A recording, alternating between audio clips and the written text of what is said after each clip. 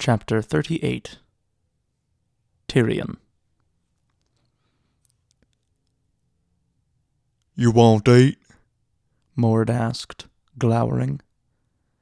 He had a plate of boiled beans in one thick, stub-fingered hand. Tyrion Lannister was starved, but he refused to let this brute see him cringe. "A leg of lamb would be pleasant," he said, from the heap of soiled straw in the corner of his cell. "Perhaps a dish of peas and onions, some fresh-baked bread with butter, and a flagon of mulled wine to wash it down. Or beer, if that's easier. I try not to be overly particular." "Is beans," Mord said. "Here." He held out the plate. Tyrion sighed. The turnkey was 20 stone of gross stupidity, with brown rotting teeth and small dark eyes. The left side of his face was slick with scar where an axe had cut off his ear and part of his cheek. He was predictable as he was ugly.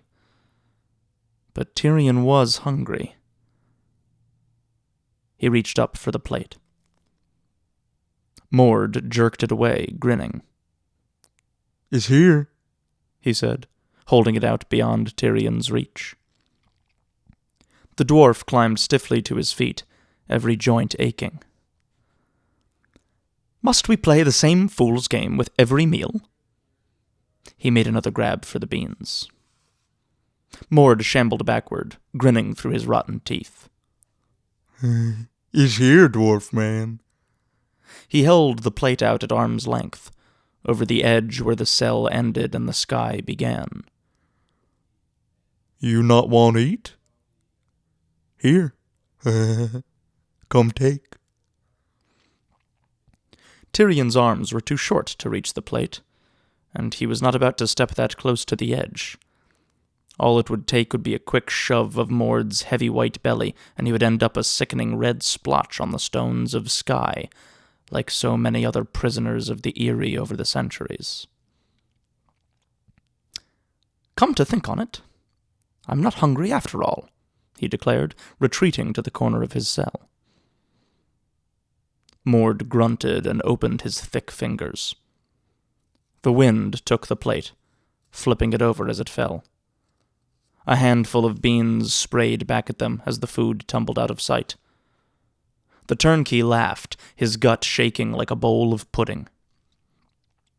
Tyrion felt a pang of rage. "You fucking son of a pox-ridden ass!" he spat. "I hope you die of a bloody flux!"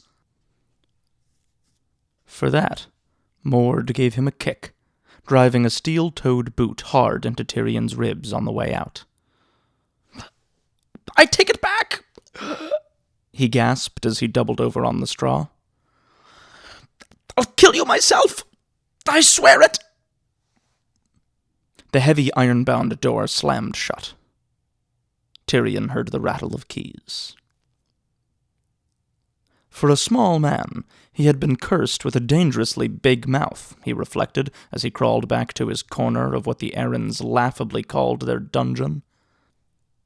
He huddled beneath the thin blanket that was his only bedding, staring out at a blaze of empty blue sky and distant mountains that seemed to go on forever, wishing he still had the shadowskin cloak he'd won from Marillion that dice, after the singer had stolen it off the body of that brigand chief.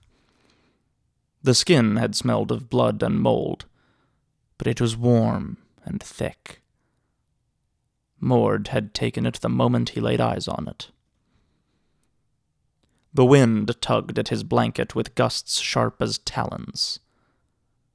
His cell was miserably small, even for a dwarf. Not 5 feet away, where a wall ought to have been, where a wall would be in a proper dungeon, the floor ended, and the sky began. He had plenty of fresh air and sunshine, and the moon and stars by night. But Tyrion would have traded it all in an instant for the dankest, gloomiest pit in the bowels of Casterly Rock. "You fly?" Mord had promised him when he'd shoved him into the cell. 20 day, 30, 50 maybe. Then you fly. The Aarons kept the only dungeon in the realm where the prisoners were welcome to escape at will. That first day, after girding up his courage for hours, Tyrion had lain flat on his stomach and squirmed to the edge to poke out his head and look down. Sky was 600 feet below, with nothing between but empty air. If he craned his neck out as far as it could go, he could see other cells to his right and left and above him. He was a bee in a stone honeycomb, and someone had torn off his wings. It was cold in the cell. The wind screamed night and day, and worst of all, the floor sloped. Ever so slightly, yet it was enough. He was afraid to close his eyes, afraid that he might roll over in his sleep and wake in sudden terror as he went sliding over the edge. Small wonder the sky cells drove men mad. "Gods save me," some previous tenant had written on the wall in something that looked suspiciously like blood. "The blue is calling."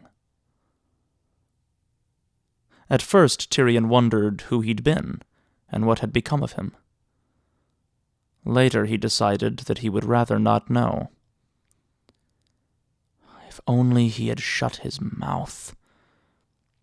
The wretched boy had started it, looking down on him from a throne of carved weirwood beneath the moon and falcon banners of House Arryn.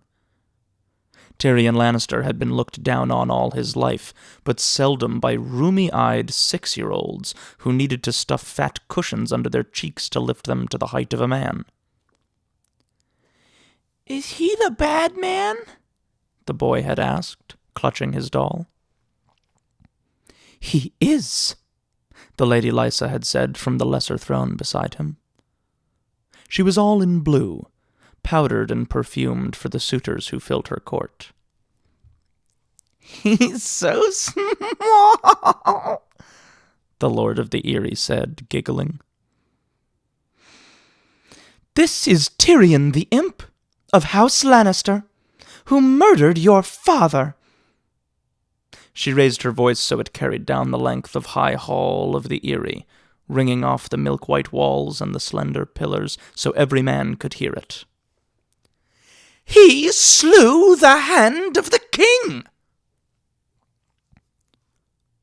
"Oh, did I kill him too?" Tyrion had said, like a fool. That would have been a very good time to have kept his mouth closed and his head bowed. He could see that now. 7 hells he had seen it then. The high hall of the Aarons was long and austere, with a forbidding coldness to its walls of blue-veined white marble. But the faces around him had been colder by far. The power of Casterly Rock was far away, and there were no friends of the Lannisters in the Vale of Arryn. Submission and silence would have been his best defenses. But Tyrion's mood had been too foul for sense. To his shame, he had faltered during the last leg of their day-long climb up to the Eyrie, his stunted legs unable to take him any higher. Bronn had carried him the rest of the way, and the humiliation poured oil on the flames of his anger. "It would seem I've been a busy little fellow," he said with bitter sarcasm. "I wonder when I found the time to do all this slaying and murdering." He ought to have remembered who he was dealing with. Lysa Arryn and her half-sane weakling son had not been known at court for their love of wit, especially when it was directed at them. "Imp," Lysa said coldly. "You will guard that mocking tongue of yours and speak to my son politely, or I promise you will have cause to regret it. Remember where you are. This is the Eyrie, And these are Knights of the Vale you see around you, true men who loved Jon Arryn well. Every one of them would die for me. Lady Arryn, should any harm come to me, my brother Jaime will be pleased to see that they do. Even as he spat out the words, Tyrion knew they were folly. "Can you fly, my Lord of Lannister?" Lady Lysa asked. "Does a dwarf have wings? If not, you would be wiser to swallow the next threat that comes to mind." "I made no threats," Tyrion said.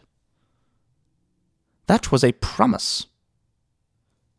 Little Lord Robert hopped to his feet at that, so upset he dropped his doll. "You can't hurt us!" he screamed. "No one can hurt us here! Tell him, Mother! Tell him he can't hurt us here!" The boy began to twitch. "The Eyrie is impregnable," Lysa Arryn declared calmly. She drew her son close, holding him safe in the circle of her plump white arms. "The imp is trying to frighten us, sweet baby. The Lannisters are all liars. No one will hurt my sweet boy."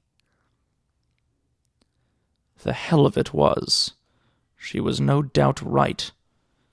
Having seen what it took to get here, Tyrion could well imagine how it would be for a knight trying to fight his way up in armor while stones and arrows poured down from above and enemies contested with him for every step. Nightmare did not begin to describe it. Small wonder the Eyrie had never been taken. Still, Tyrion had been unable to silence himself. "Not impregnable," he said. "Merely inconvenient." Young Robert pointed down, his hand trembling. "You're a liar! Mother, I want to see him fly!" Two guardsmen in sky-blue cloaks seized Tyrion by the arms, lifting him off the floor. The gods only know what might have happened then were it not for Catelyn Stark. "Sister," she called out from where she stood below the thrones, "I beg you to remember, this man is my prisoner. I will not have him harmed."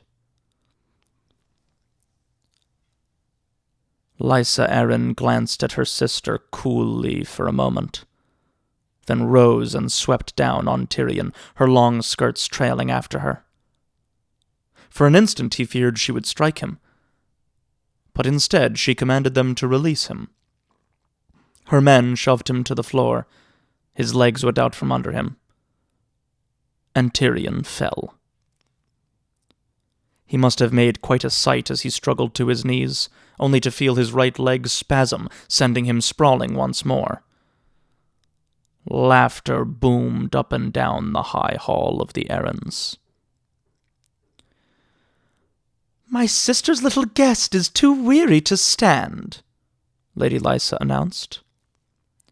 "Servardus, take him down to the dungeon. A rest in one of our sky cells will do him much good." The guardsman jerked him upright. Tyrion Lannister dangled between them, kicking feebly, his face red with shame. "I will remember this," he told them all as they carried him off. And so he did, for all the good it did him. At first he had consoled himself that this imprisonment could not last long. Lysa Arryn wanted to humble him, that was all. She would send for him again, and soon. If not her, then Catelyn Stark would want to question him. This time he would guard his tongue more closely. They dare not kill him out of hand. He was still a Lannister of Casterly Rock, and if they shed his blood, it would mean war. Or so he had told himself. Now he was not so certain. Perhaps his captors only meant to let him rot here, but he feared he did not have the strength to rot for long. He was growing weaker every day, and it was only a matter of time until Mord's kicks and blows did him serious harm, provided the jailer did not starve him to death first. A few more nights of cold and hunger, and the blue would start calling to him too. He wondered what was happening beyond the walls, such as they were, of his cell. Lord Tywin would surely have sent out riders when the word reached him. Jaime might be leading a host through the mountains of the moon even now, unless he was riding north against Winterfell instead.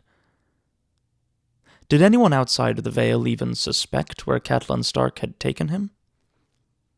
He wondered what Cersei would do when she heard. The king could order him freed, but would Robert listen to his queen or his hand? Tyrion had no illusions about the king's love for his sister. If Cersei kept her wits about her, she would insist the king sit in judgment of Tyrion himself. Even Ned Stark could scarcely object to that, not without impugning the honor of the king. And Tyrion would be only too glad to take his chances in a trial. Whatever murders they might lay at his door, the Starks had no proof of anything so far as he could see. Let them make their case before the Iron Throne and the lords of the land. It would be the end of them. If only Cersei were clever enough to see that. Tyrion Lannister sighed. His sister was not without a certain low cunning, but her pride blinded her. She would see the insult in this, not the opportunity. And Jaime was even worse, rash and headstrong and quick to anger. His brother never untied a knot when he could slash it in two with his sword. He wondered which of them had sent the footpad to silence the Stark boy, and whether they had truly conspired at the death of Lord Arryn. If the old hand had been murdered, it was deftly and subtly done. Men of his age died of sudden illness all the time. In contrast, sending some oaf with a stolen knife after Brandon Stark struck him as unbelievably clumsy. And wasn't that peculiar, come to think on it? Tyrion shivered. Now there was a nasty suspicion. Perhaps the direwolf and the lion were not the only beasts in the woods. And if that was true, someone was using him as a cat's paw. Tyrion Lannister hated being used. He would have to get out of here, and soon. His chances of overpowering Mord were small to none, and no one was about to smuggle him a 600-foot-long rope, so he would have to talk himself free. His mouth had gotten him into this cell. It could damn well get him out. Tyrion pushed himself to his feet, doing his best to ignore the slope of the floor beneath him with its ever-so-subtle tug toward the edge. He hammered on the door with a fist. "Mord!" he shouted. "Turnkey! Mord! I want you!" He had to keep it up a good 10 minutes before he heard footsteps. Tyrion stepped back an instant before the door opened with a crash. "Making noise," Mord growled, with blood in his eyes. Dangling from one meaty hand was a leather strap, wide and thick, doubled over in his fist. "Never show them you're afraid," Tyrion reminded himself. "How would you like to be rich?" he asked. Mord hit him. He swung the strap backhand, lazily, but the leather caught Tyrion high on the arm. The force of it staggered him, and the pain made him grit his teeth. "No mouth, dwarf man," Mord warned him. "Gold," Tyrion said, miming a smile. Casterly Rock is full of gold. Ah! This time the blow was a forehand, and Mord put more of his arm into the swing, making the leather crack and jump. It caught Tyrion in the ribs and dropped him to his knees, whimpering. He forced himself to look up at the jailer. "As rich as the Lannisters," he wheezed. "That's what they say, Mord." Mord grunted. The strap whistled through the air and smashed Tyrion full in the face. The pain was so bad he did not remember falling, but when he opened his eyes again, he was on the floor of his cell. His ear was ringing, and his mouth was full of blood. He groped for purchase to push himself up, and his fingers brushed against nothing. Tyrion snatched his hand back as fast as if it had been scalded and tried his best to stop breathing. He had fallen right on the edge, inches from the blue. "More to say?" Mord held the strap between his fists and gave it a sharp pull. The snap made Tyrion jump. The turnkey laughed.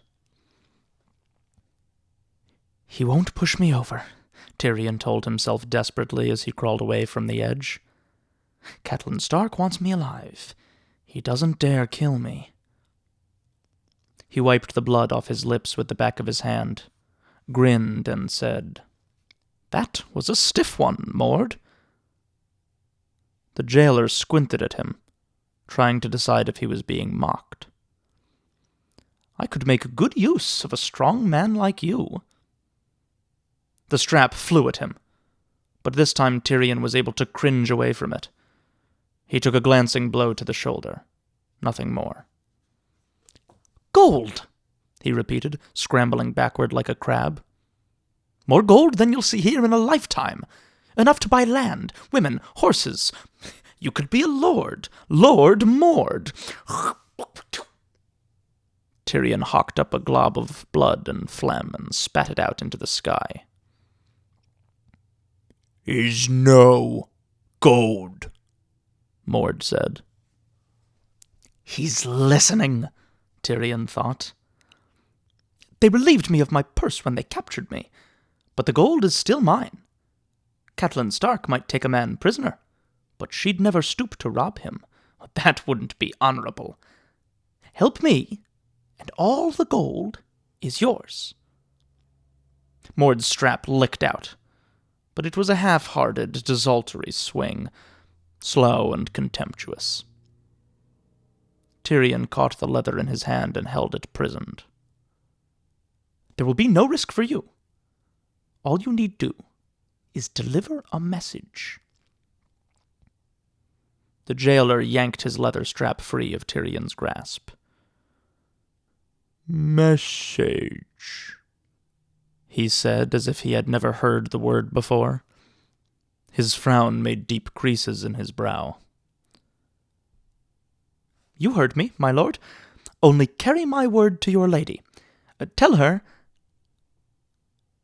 What? What would possibly make Lysa Arryn relent? The inspiration came to Tyrion Lannister suddenly. "Tell her that I wish to confess my crimes." Mord raised his arm, and Tyrion braced himself for another blow, but the turnkey hesitated. Suspicion and greed warred in his eyes. He wanted that gold, yet he feared a trick. He had the look of a man who had often been tricked. "Is lie," he muttered darkly. "Dwarf man cheat me." "I will put my promise in writing," Tyrion vowed. Some illiterates held writing in disdain. Others seemed to have a superstitious reverence for the written word, as if it were some sort of magic. Fortunately, Mord was one of the latter. The turnkey lowered the strap. "Writing down gold," Much gold? Oh, much gold, Tyrion assured him. The purse is just a taste, my friend. My brother wears armor of solid gold plate.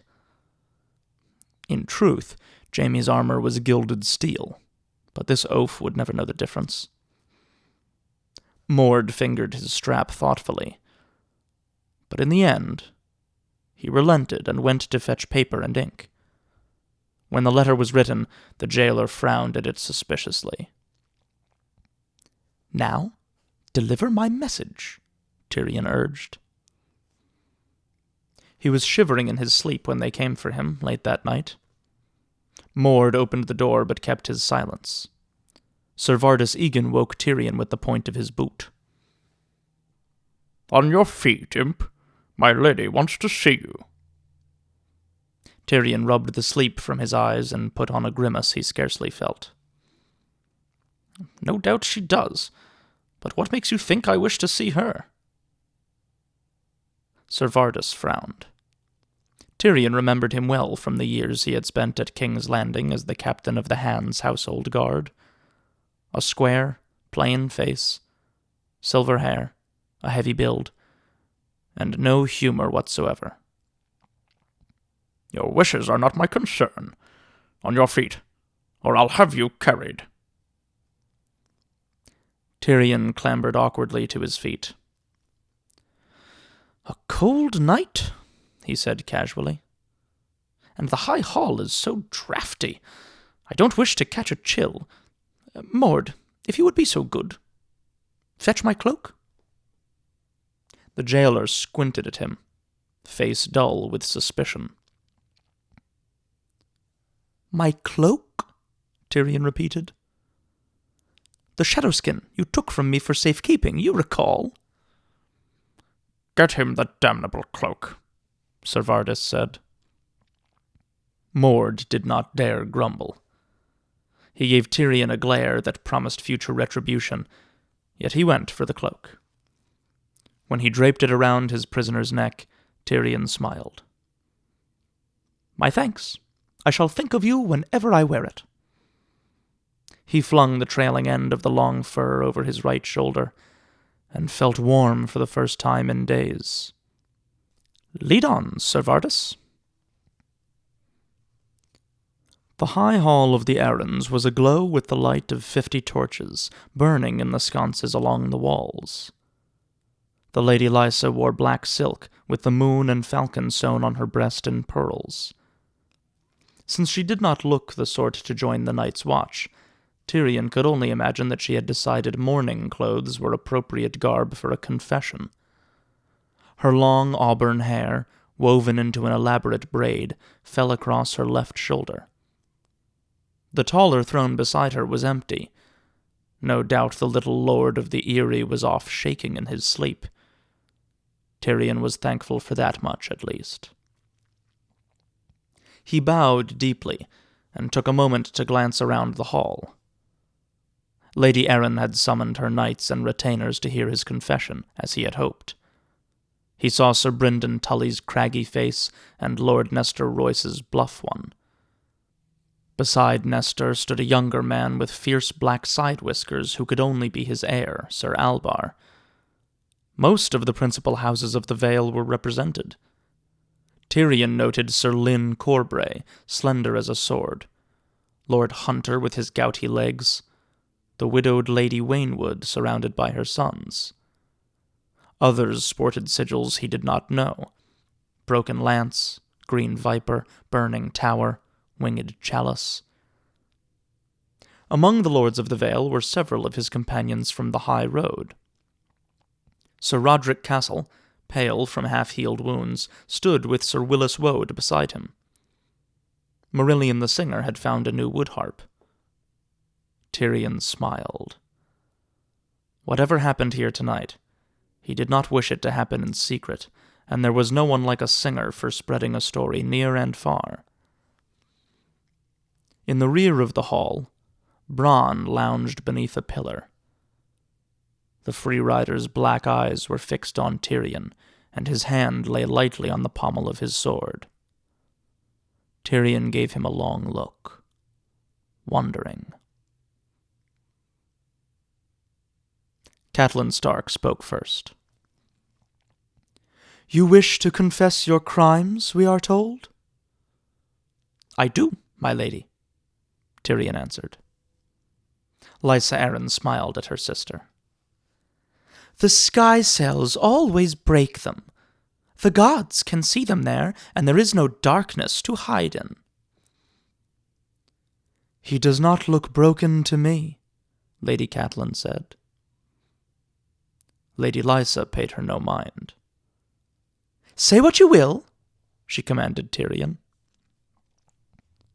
And now to roll the dice, he thought with another quick glance back at Bronn. "Where to begin? I am a vile little man, I confess it.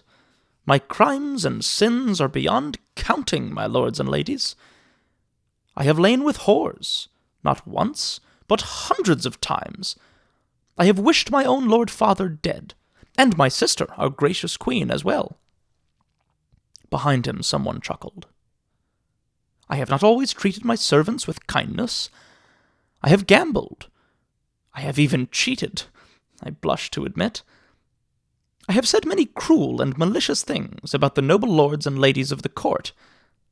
That drew outright laughter. "Once I—" "Silence!" Lysa Arryn's pale, round face had turned a burning pink. "What do you imagine you are doing, dwarf?"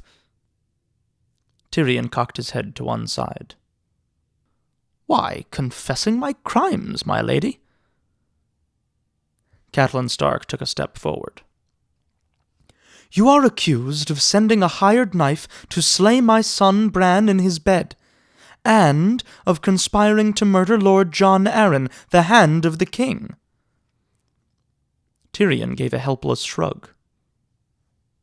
"Those crimes I cannot confess, I fear. I know nothing of any murders." Lady Lysa rose from her weirwood throne. "I will not be made mock of. You have had your little jape, imp. I trust you enjoyed it. Servardus, take him back to the dungeon, but this time find him a smaller cell, where the floor more sharply sloped." "Is this how justice is done in the Vale?" Tyrion roared, so loudly that Servardus froze for an instant. "Does honor stop at the bloody gate? You accuse me of crimes. I deny them. So you throw me into an open cell to freeze and starve." He lifted his head to give them all a good look at the bruises Mord had left on his face. "Where is the king's justice? Is the Eyrie not part of the Seven Kingdoms? I stand accused, you say. Very well. I demand a trial. Let me speak, and let my truth or falsehood be judged openly in the sight of gods and men." A low murmuring filled the high hall. He had her, Tyrion knew. He was high-born, the son of the most powerful lord in the realm, the brother of the queen. He could not be denied a trial. Guardsmen in sky-blue cloaks had started toward Tyrion, but Servardus bid them halt and looked to Lady Lysa. Her small mouth twitched in a petulant smile. "If you are tried and found to be guilty of the crimes for which you stand accused, then by the king's own laws you must pay with your life's blood. We keep no headsmen in the Eyrie, my lord of Lannister. Open the moon door." The press of spectators parted. A narrow weirwood door stood between two slender marble pillars, a crescent moon carved in the white wood. Those standing closest edged backward as a pair of guardsmen marched through. One man removed the heavy bronze bars. The second pulled the door inward. Their blue cloaks rose snapping from their shoulders, caught in the sudden gust of wind that came howling through the open door. Beyond was the emptiness of the night sky, speckled with cold, uncaring stars. "Behold the king's justice," Lysa Arryn said.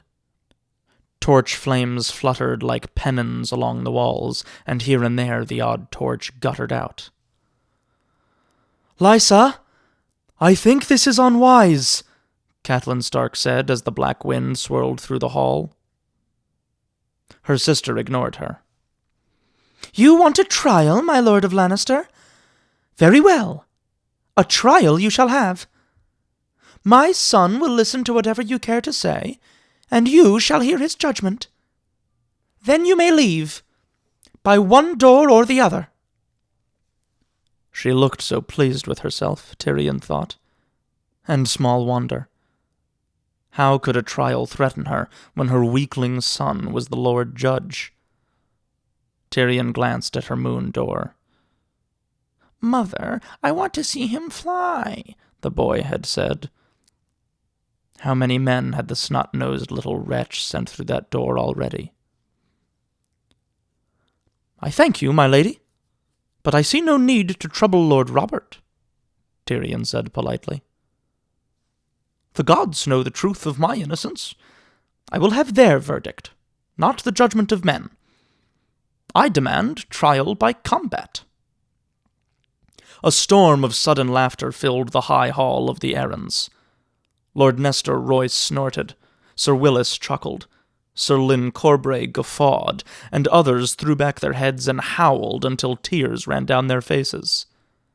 Marillion clumsily plucked a gay note on his new woodharp with the fingers of his broken hand. Even the wind seemed to whistle with derision as it came skirling through the moon door. Lysa Arryn's watery blue eyes looked uncertain. He had caught her off balance. "You have that right, to be sure." The young knight with the green viper embroidered on his surcoat stepped forward and went to one knee. "My lady, I beg the boon of championing your cause." "The honor should be mine," old Lord Hunter said. "For the love I bore your lord husband, let me avenge his death." "My father served Lord John faithfully as High Steward of the Vale," Sir Albar Royce boomed. "Let me serve his son in this." "The gods favor the man with the just cause," said Sir Lyn Corbray. "Yet often that turns out to be the man with the surest sword. We all know who that is." He smiled modestly. A dozen other men all spoke at once, clamoring to be heard. Tyrion found it disheartening to realize so many strangers were eager to kill him. Perhaps this had not been such a clever plan after all. Lady Lysa raised a hand for silence. "I thank you, my lords, as I know my son would thank you if he were among us. No men in the Seven Kingdoms are as bold and true as the Knights of the Vale. Would that I could grant you all this honor, yet I can choose only one." She gestured. "Servardis Egan, you were ever my lord husband's good right hand. You shall be our champion." Servardis had been singularly silent. "My lady," he said gravely, sinking to one knee, "pray give this burden to another. I have no taste for it. The man is no warrior. Look at him. A dwarf, half my size and lame in the legs. It would be shameful to slaughter such a man and call it justice." Oh, excellent, Tyrion thought. "I agree." Lysa glared at him. "You demanded a trial by combat." "And now I demand a champion, such as you have chosen for yourself. My brother Jaime will gladly take my part, I know." "Your precious Kingslayer is hundreds of leagues from here," snapped Lysa Arryn. "Send a bird for him. I will gladly await his arrival." "You will face Servardis on the morrow." "Singer," Tyrion said, turning to Marillion. "When you make a ballad of this, be certain you tell them how Lady Erin denied the dwarf the right to a champion, and sent him forth lame and bruised and hobbling to face her finest knight." "I deny you nothing," Lysa Arryn said, her voice peeved and shrill with irritation. "Name your champion, imp, if you think you can find a man to die for you." "If it is all the same to you, I'd sooner find one to kill for me." Tyrion looked over the long hall. No one moved. For a long moment he wondered if it had all been a colossal blunder. Then there was a stirring in the rear of the chamber. "I'll stand for the dwarf," Bronn called out.